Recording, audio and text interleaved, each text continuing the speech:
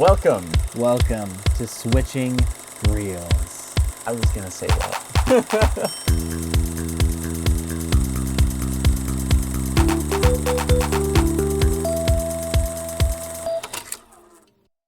Hi, Connor. Hi, Trenton. How are you? I'm good. Yeah, I'm Yeah? good. Yeah. Are you, perhaps, laying on a cat? I genuinely don't know what joke you are going for here. Something about lying on a king? That doesn't work very No. well. Well, it's laying on a bed works. All right, we watched Lion King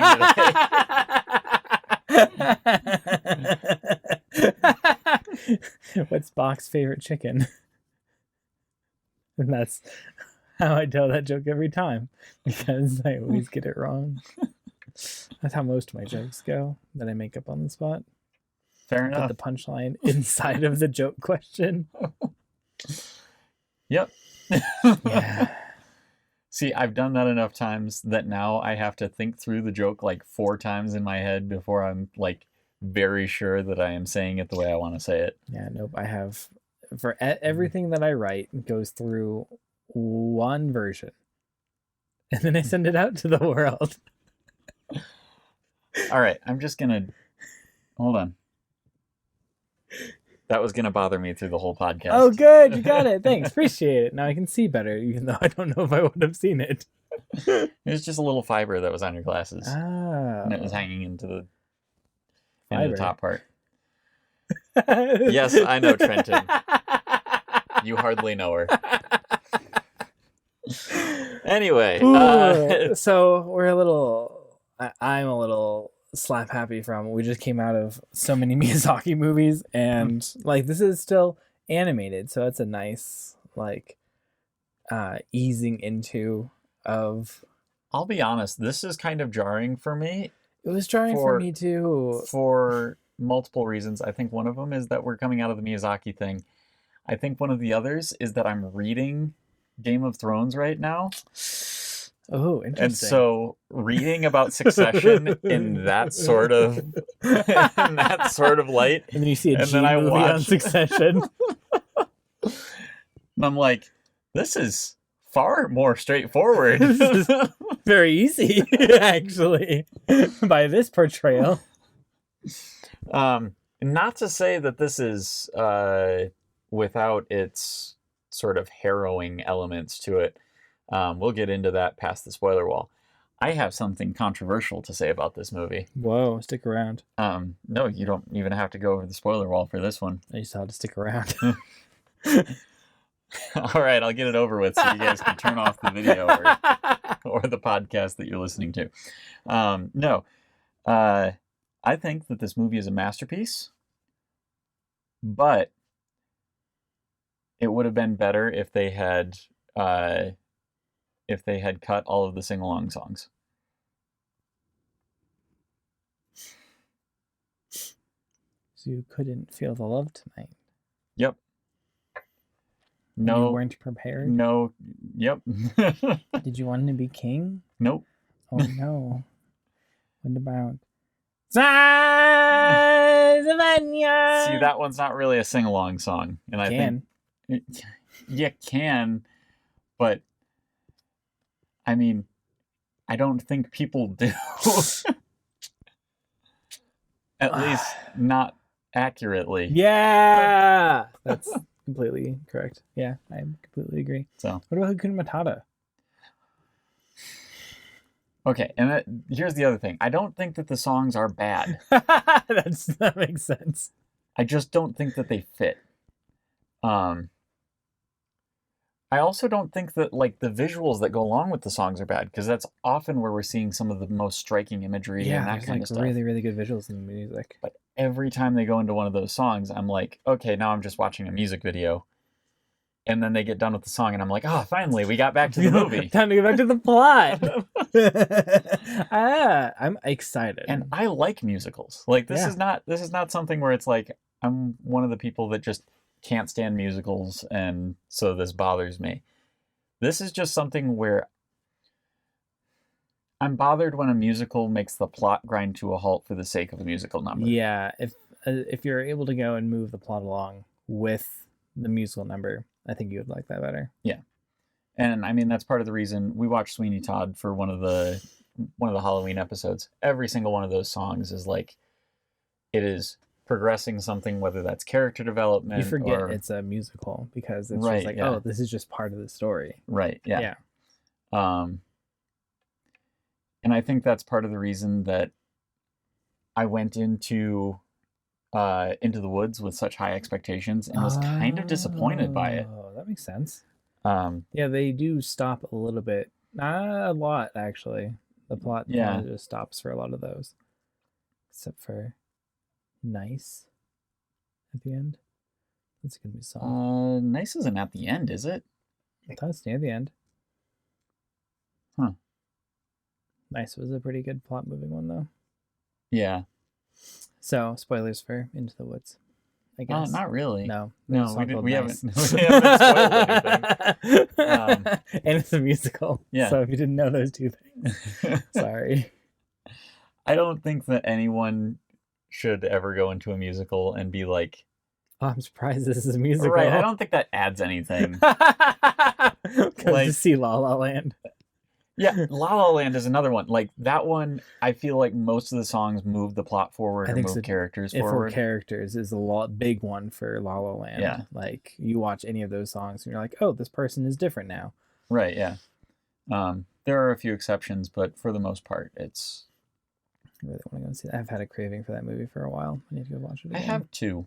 Yeah. Sounds like a bonus episode. I think it's actually on the list somewhere. Oh, it is? Yeah. Lovely. Yeah. I have to wait a few years. Yep. I can watch it in the meantime on my own. Yeah, I can too. But yeah, so Lion King, I really think that it would have been improved if they had just cut the songs out.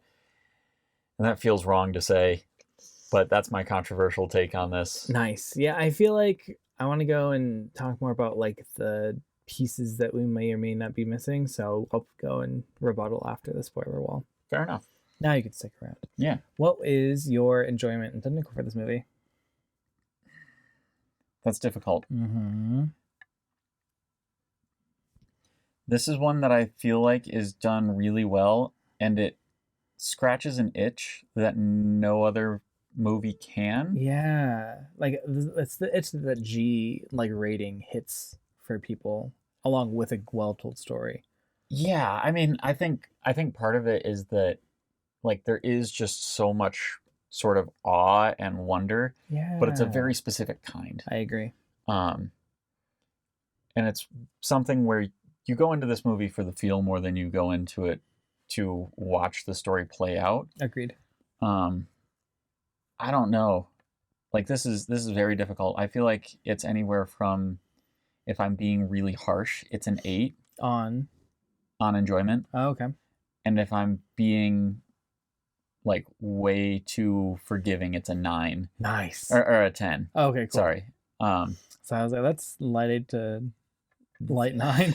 I don't know. I'm gonna say that this is a light to a solid 8, probably. Nice. I'm gonna be a little bit more harsh, I think.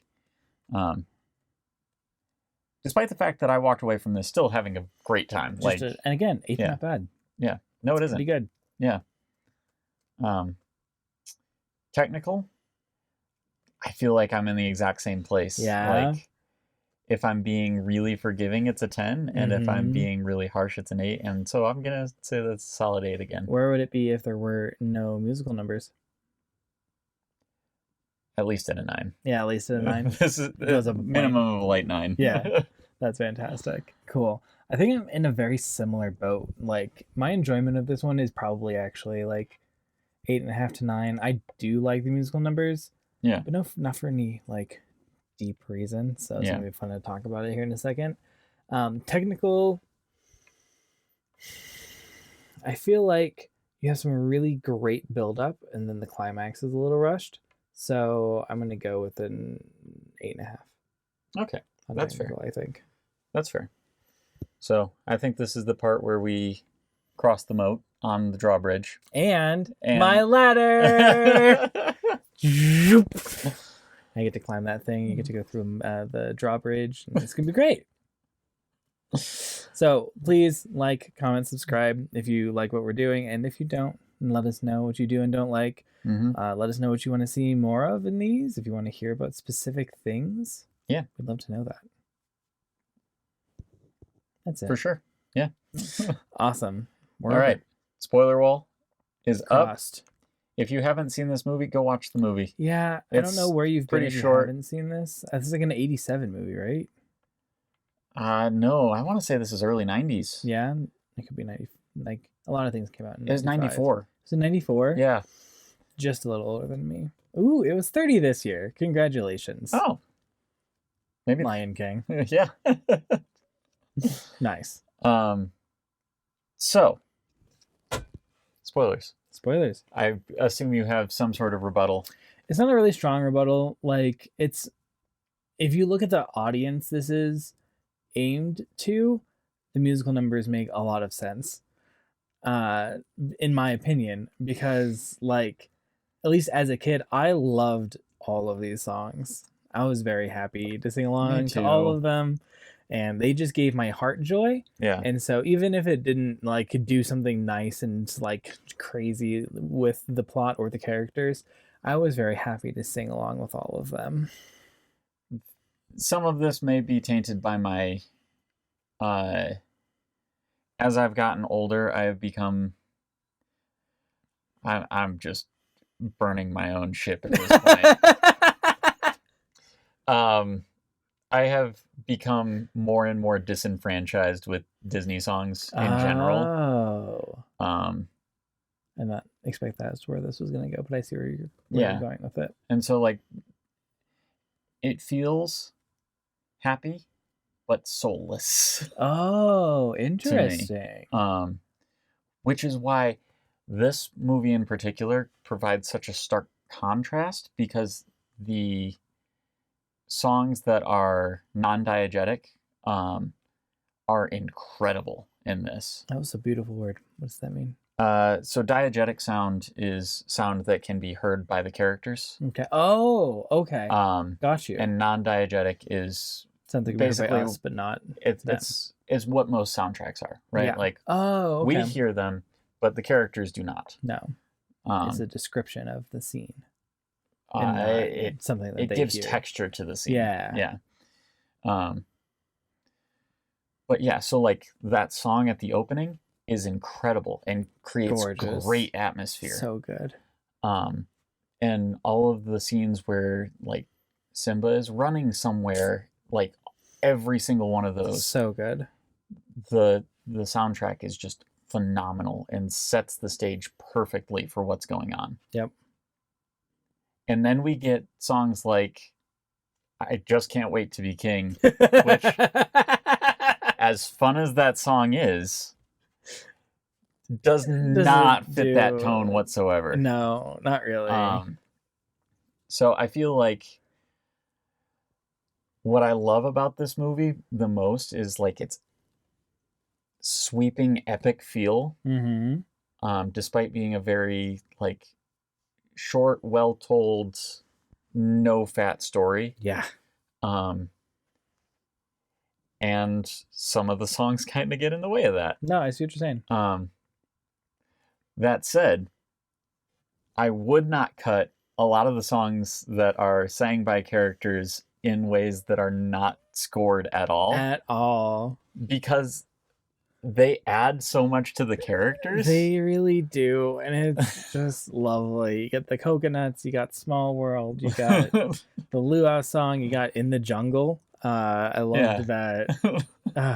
Like, so good. All of those are so perfect. Yes, I completely agree. And they add to the characters so well, and yeah, I wouldn't cut those. Yeah, but I am now realizing that what you could look at the music as is being very blunt implementations of where the character is in the moment. Like, I Just Can't Wait to Be King is like starkly contrasted with later Simba's mentality about kingship and like ruling. Yeah. And so you get some cool juxtapositions, but it's very heavy-handed. And again, I think that's for the audience and not for us watching this now. We could be like, ugh. That's fair, but I am also one of those people that is very strongly in the camp of you make films to be good. You do not make kids' films to be just good enough for kids to watch. You make kids' films that are accessible for kids, but you still make good films. Interesting. Yeah, I feel like I could be partially in that camp, but if everything were exceptionally well told, I would get slightly bored. You think? I like having those like little pieces of interrupt. The like, oh no, I just ate way too much wasabi, which I don't think is a problem for you, but that's not true. Okay, cool. I'm like my 4th or 5th date with my wife. It had been way too long since I had had wasabi, and I was really excited. So we were getting sushi, and there was a big clump of wasabi, and I ate the entire thing in one bite. Ooh. And I almost threw up. I don't know if I inhaled some of it or something. Just got somewhere bad. I just remembered, like, That's it wasn't even the heat, right? Like, because I understand wasabi heat. I knew what I was eating. Mm-hmm. But for some reason, like, it kicked on my gag reflex, and I was like, oh no. I feel like that was low-key points in your favor for Trinity, though. So I don't think that was a bad thing. Most likely. Well, that's fantastic. And again, this is not one of those instances where I was like trying to prove how tough I am. No. Like, yes, I've done that as well, but not with that particular instance. I was just really excited for wasabi. That's fantastic. I love that. But if every once in a while we hit that kind of like not perfectly refined thing in this world where we have Miyazaki's and we have Pixar, I'm okay with that, you know? I mean, I'm okay with that being a thing. I don't like the mentality behind a lot of kids' movies where it's, you know, it's screensavers for children. I mean, I like screensavers for children. That's actually, that's what has bothered me so much about the Despicable Me franchise, actually. Yeah. Those movies started out really solid. Yeah. And at this point, they're basically just churning them out to sell tickets to Minions. The children. Exactly. And expecting the parents will come along with them because, frankly, they will. They will. I mean, that's why this has been a viable business I love strategy. The idea of childcare cinemas, though. That sounds great. I wish they had existed when I was a kid. No, because the movies that they would have shown there are like the most recent Despicable Me's. I mean, sure, but when I was a kid, I didn't have the same taste that I have now. True. I had the seeds of it for sure, but not hadn't grown yet. Yeah. But yeah, that's actually something that I like about this movie as well, is like watching it again. It had been a few years since I had last seen this, and I realized how many jokes for adults were in it, not because they're doing like the, oh, we made a sex joke and the kids won't notice. Yeah. Wink, wink, wink. But because they don't really care if the kids get it. Yeah. Because the joke is fast. So fast. Moved on from so quickly. I've noticed that more on this one as well. Yeah. Like, I had remembered it kind of, but it probably has been, I don't want to say a decade because I'm so old. But it's probably, I don't think I've seen it since I got married, and I don't think I watched it in college. So yeah, it's been a long time. It's been a long time for me as well. But like watching this again, I realized how funny Pumbaa was as a character. Like, I knew he was funny when I was a kid, but that's because I thought all the fart jokes were funny. Yeah. And now I watch it and I'm like, No, he's got Oh. the best throwaway He's actually throwaway lines. lines in this entire. It's so good. Also, though, like Timon has some really good, like just like fast one-liners. Right, yeah. Like I almost like if I had been in just a slightly different mood, the what's eating you? Nothing. He's at the top of the food chain. That would have sent me just dying. Like that's such a bad good joke. Like it's just great. It's just and then you wait for a second and you're like and Rafiki as well. oh my gosh, Rafiki was really funny. He actually had me dying. Yes, you were like legitimately laughing and I was like, no, this is funny. This is like It's the perfect like I'm going to impart wisdom, but I'm going to do it in a way that I find funny. Exactly. Kind of characters, and those always get to me. Absolutely. Like and you always remember, at least I remembered pretty well, the like I've been running from my past for so long. What am I gonna do? And then Rafiki baps him with his stick. Like, how would you do that for? It doesn't matter, it's in the past. Still hurts. Yes, the past can hurt. Like that's like if you've grown up in America, that's one of the like lessons you learn from Lion King ever. Like, yes, the past hurts. You can run from it or you can learn from it. Yep. It's great. Yeah. So good. Yeah, I really don't know what to say. Like it was beautiful, like very well done. I have two more questions that I can go and extend this conversation with. Go for it. One, what's your summary? Oh, for any of those that haven't seen or have seen but want to have a shortened version of The Lion King. This is Hamlet with an extended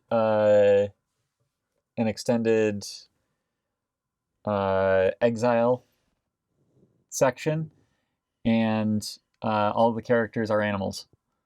Nice. In Africa. Nice. What's your summary? I was about to make a really snarky remark of where else do animals live? And I'm glad I caught it right before I said it, because I was like, wait, that's not right. I kind of wish that you had said it. I know. It's the one time I catch it before I say it. And my brain was just like, that's a little too illogical, actually. I can't let this one through. Like, I mean, there is something about the fact that, like, I feel like as people who live in the United States, we only see the same, like, set of animals unless we go to a zoo or something specifically to see animals that are from Africa. Exactly. Like, it's a freaking elephant. Yeah. Well, if it's an African elephant, not an Asian elephant. It's a freaking Asian elephant. Well, then it's from Asia. Trenton, you can't do this to me. So I think there's also another Call to Exile adventure instead of Call to Adventure. So, oh, you can't explain that inside joke. That would take too long. No, I can just link to the last episode that I made the Call to Exile joke. Oh, did you? Yeah, it was for Princess Mononoke. Oh, okay. Fair. Check out Princess Mononoke. I've already forgotten that. I thought you were talking about my... You're about to go into it. I was about to go into it, but again, it would take too long to explain. If you want to know Connor's take on this one, let us know and we'll make it short. It'll be fun. Might be a collection of longs, but yeah. So this movie is a call to exile. This movie is a call to exile. It follows the monarchy of the Pride Lands around Pride Rock with a lion. He's the monarch, and then he has a son with his queen wife, and everywhere that the light touches is his land except for the spot that's inadvertently dark for some reason, and the sun still touches it, but like we kind of ignore the fact that it touches it. And then the uncle wanted to be king, and so he kills the dad, and then kind of like emotionally abuses the nephew son into running away. And then I guess he becomes a hippie and doesn't eat normal animals. He only eats bugs because those are worse kinds of animals and don't have brains in this movie specifically. And Bugs also then don't have brains, but continue. I think some bugs have brains. No bugs do? Ganglia. Sounds inappropriate. And then the love interest finds him and she pounces on him in a G movie. And then he goes and talks to the wise elder guy and talks to his dead dad. Then he goes home again and he kicks his uncle into a fire. And then the hyenas eat the uncle. And then he has a son with the love interest, I think. How did you just make the Lion King sound boring? I wanted to try a new style. It accomplished what I wanted. Don't comment in the comment sections about that. I'm just going to make the executive call here. Don't do that anymore.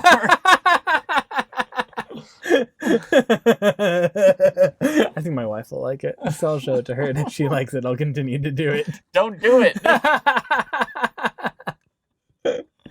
Okay, good. Yeah. Lovely. And then next question. Ranking for best characters in the movie. Top 3. Rafiki. Nice. Mufasa. Nice. Timon. Oh, no, okay. not Timon. Pumbaa. Sorry. Pumbaa. Yeah. Mufasa's in there?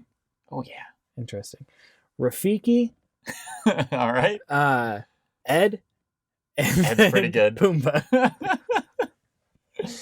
Ed's pretty good. He didn't have enough lines though. That's the point. He wasn't paid by SAG-AFTRA, or he wasn't in the union, SAG-AFTRA union. What? Oh, okay. SAG-AFTRA is the Actors Guild. Why is it such a long acronym? SAG-AFTRA. SAG-AFTRA. That's so big. Yeah, Society of Actors going after fair. It's like Tra. I don't know the history well enough to tell you for certain. It wouldn't surprise me if at some point a union called SAG and a union called AFTRA combined to be SAG-AFTRA. But I do know that the rules surrounding it are, if you're not in the guild, and a movie is partnering with the Actors Guild, which almost every movie has to, your actors, if they're not in the guild, can't have any lines. Whoa. Yeah. So if you see, like, that's weird. That's why, like, extras almost never have any actual lines, even when it might make sense for somebody to shout out from a crowd or something like that. Yeah, totally. Yeah, it's super rare to see. And if you do see it, it's almost always because somebody, like, there is some smaller actor that is also in the guild that is doing it. Crazy. Yeah. That's so funny. So anyway, the Good joke being that Ed only had laughing because he wasn't part of SAG-AFTRA. I love that. That's a good joke. Yeah. All jokes are better when you explain them. I think so. I think they're funnier. No, then they just change. The explanation becomes the joke. Yeah. Yes, I completely agree. All right. Any themes we want to touch on in this one? I think the primary one is the whole, like, your past doesn't define you. Your past doesn't define you, and I do feel like this is one of those, like, calls to be honorable over self-serving. Mm-hmm.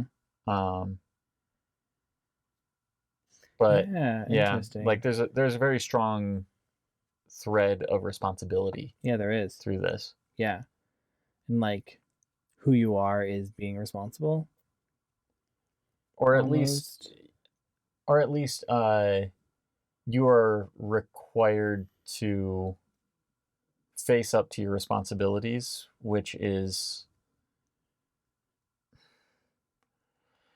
see, part of the reason that it's hard to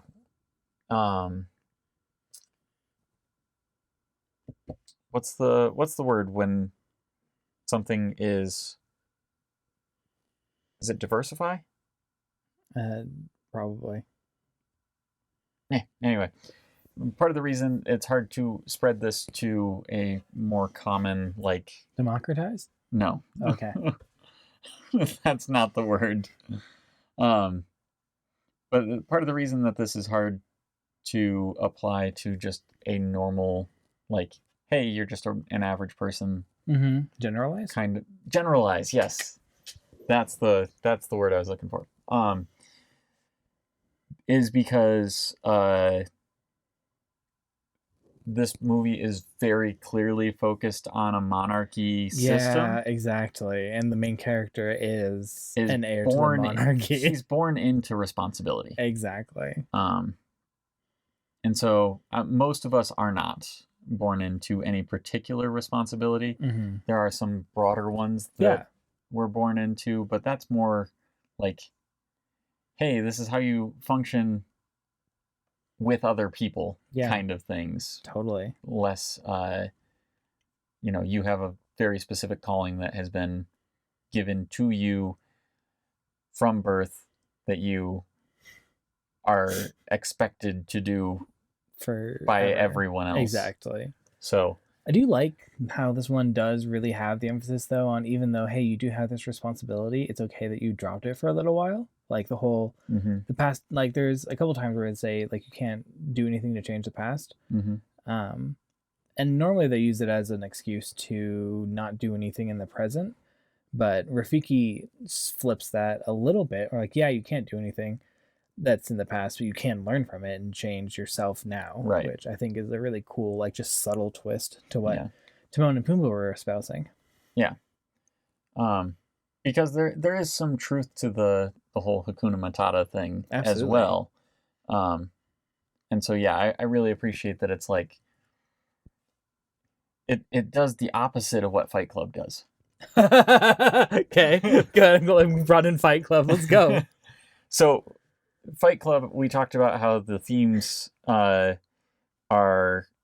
sort of building up this worldview that rejects capitalism and disenfranchisement. Yeah. But then the second half of it is all breaking it down. Mm-hmm.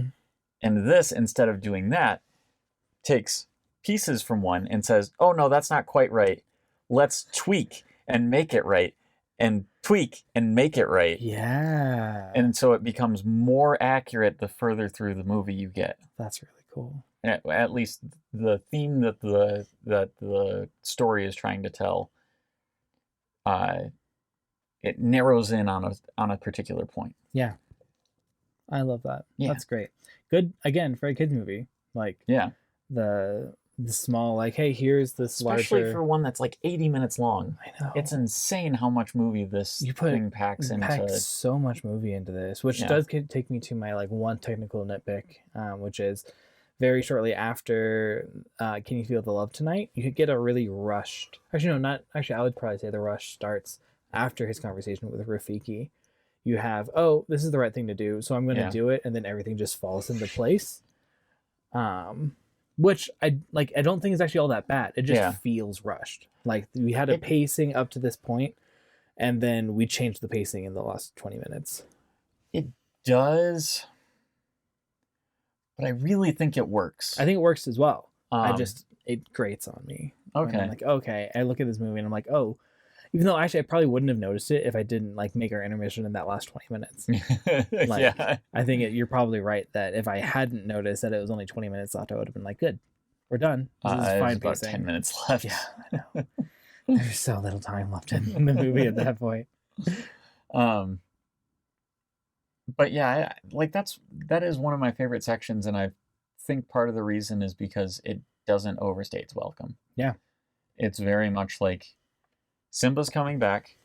He faces everything in his past. He immediately has the confrontation with the big bad, and the story ends. Yeah.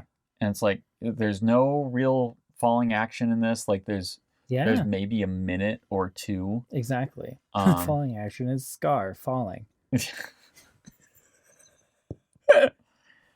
That was bad. That's so bad. I think that might have done me in. I killed it. I do like the juxtaposition as well between like there is the faction of like, hey, I'm taking responsibility and I know the weight of that responsibility, and the character who's like, I desire the power and status that this position offers me and I don't care for the responsibility. I mean, I think one thing that this movie does really well is it doesn't juxtapose, it parallels Simba's feeling on being a king at the beginning with Scar's feeling of being a king at the end. Whoa, you do a really good point there. I love that. I feel like it's a foil, but I don't know if that's true or not. It could be. Barely. It could be.